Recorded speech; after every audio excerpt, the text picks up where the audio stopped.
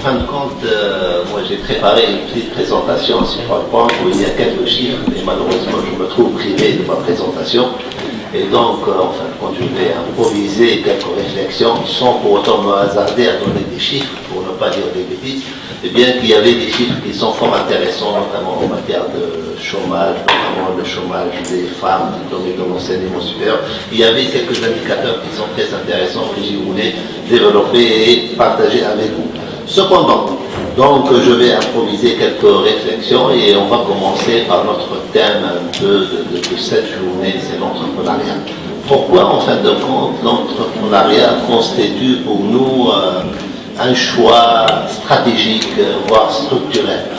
Pour réellement deux raisons essentielles.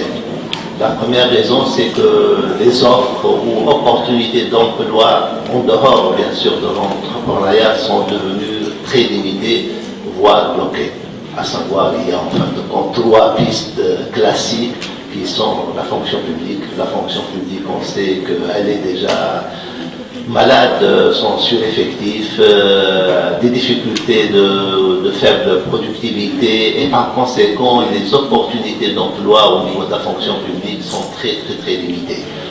Le deuxième, peut-être, la deuxième opportunité, c'est un peu le secteur privé, c'est-à-dire un tout petit peu de chercher un poste dans le secteur privé. On sait que le secteur privé, malgré sa petite dynamique, il reste quand même un secteur privé relativement fragile pour plusieurs considérations, un peu de choix peut-être économique que connaît la Tunisie. Tout d'abord, essentiellement le secteur privé et jusqu'à maintenant un secteur essentiellement de sous-traitance.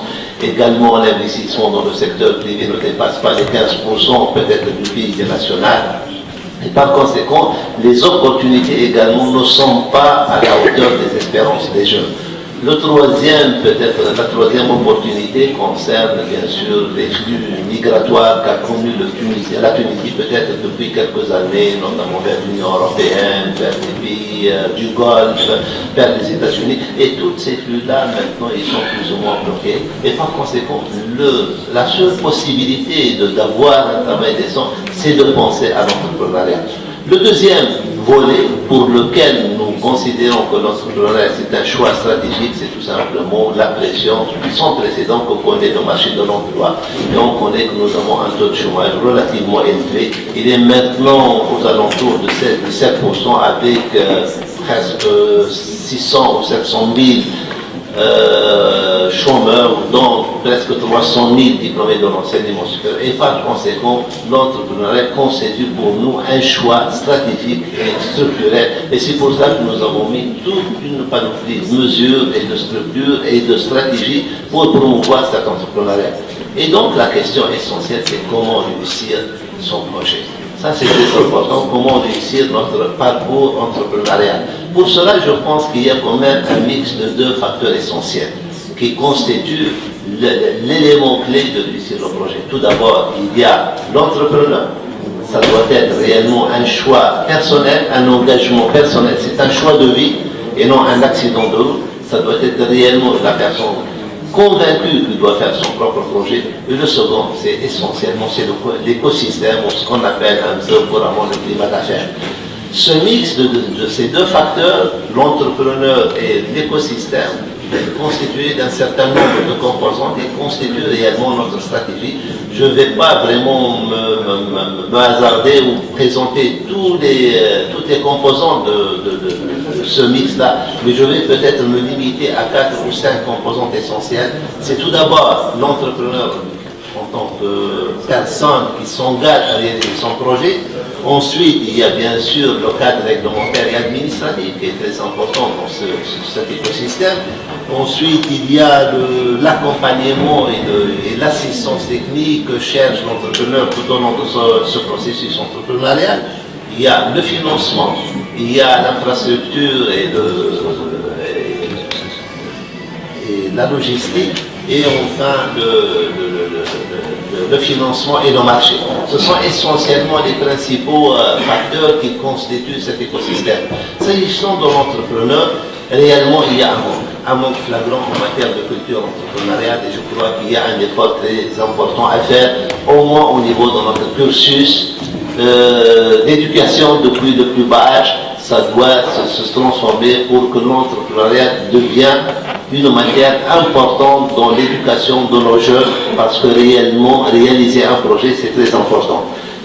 Une fois le jeune il est engagé, il est intéressé à réaliser son projet, il va vraiment commencer ce processus entrepreneur. Il faut admettre que c'est un processus laborieux, compliqué, qui nécessite beaucoup de force, beaucoup de courage. Et la première chose, c'est qu'il va être confronté à un système réglementaire et administratif qui en réalité, globalement, il n'est pas aussi mauvais que ça, parce que l'investissement en Tunisie, c'est un investissement libre.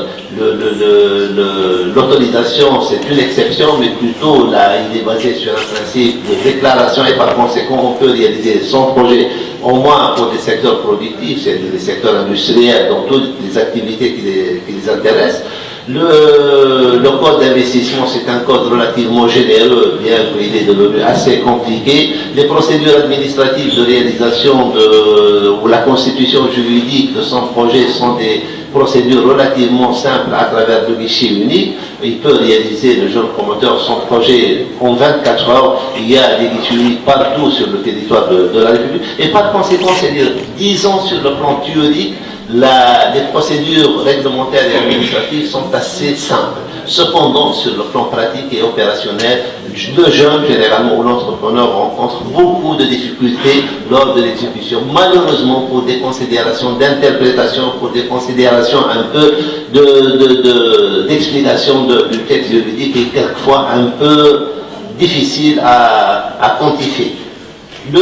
S'agissant un peu, une fois il a constitué son projet, il va passer un peu à cette phase d'accompagnement, d'assistance, et à ce niveau-là, on a une multitude, une panoplie de structures qui sont en charge de l'accompagnement. On peut les scinder en deux grands groupes. Il y a tout d'abord des structures qui sont de portée nationale. Ils sont essentiellement 4 structures, à savoir l'API, ici présente avec nous, M. Loteta, mais également il y a l'APIA pour le secteur agricole, il y a la FIPA, l'ONTT pour le secteur touristique, et il y a la FIPA qui est un peu horizontale pour les investissements étrangers. En plus de ça, il y a des structures de proximité au niveau régional. Il y a essentiellement 3 types de structures, à savoir des pépinières d'entreprise, il y a des espaces entreprendre pour les micro-projets, mais également il y a des centres d'affaires. Toutes ces structures-là, il existe presque dans les 24 gouvernorats, à raison de au moins une structure par gouvernorat. Toutes ces structures, ils assurent tout. Mais ils le font quelquefois peut-être à une qualité où il y a des hauts et des bas. Il y a certainement des améliorations à faire, faute de moyens, faute de stratégie, faute de visibilité, mais en tout cas, nous avons un peu mis acquis, ils sont là et je pense qu'on peut les améliorer, on peut les perfectionner, on peut vraiment peut-être faire un effort en matière de création de synergie entre l'ensemble de ces structures-là pour que le jeune entrepreneur ne se trouve pas perdu entre l'ensemble de ces structures-là.